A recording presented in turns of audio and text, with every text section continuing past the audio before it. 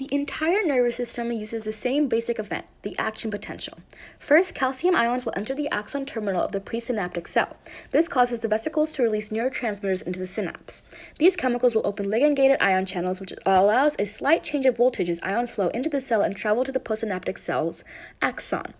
There, the voltage-gated channels will open once the threshold is met and allow an influx of sodium ions, called depolarization.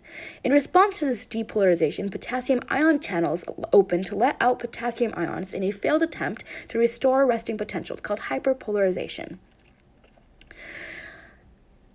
The threshold potential and depolarization can be seen on this graph.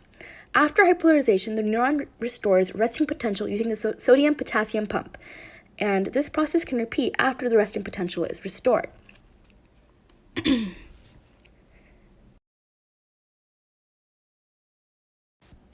Toxins can affect the nervous system greatly. Methyl-mercury is a unique toxin that is considered organic mercury. At high concentrations, it's fatal for humans. Methyl-mercury is most often found in fish. In the food chain, as one fish eats a smaller fish and a bigger fish eats that fish, toxicity increases in a process called biomagnification. There are two main ways methyl-mercury harms the nervous system. The first is its effects on the GHC chemical. This chemical is an important part of a complex antitoxicity system within a neuron cell.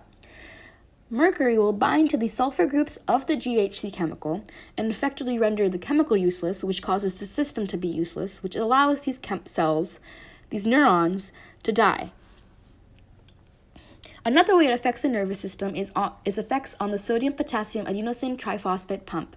Methyl-mercury will deactivate the pump, which affects the cell's ability to reestablish resting potential and causes constant depolarization. This constant depolarization will eventually cause cell death. So now, a closer look on the effects on the sodium-potassium pump. Normally, the pump will establish a resting potential of negative 75 millivolts and the ion gradients within and outside of a cell.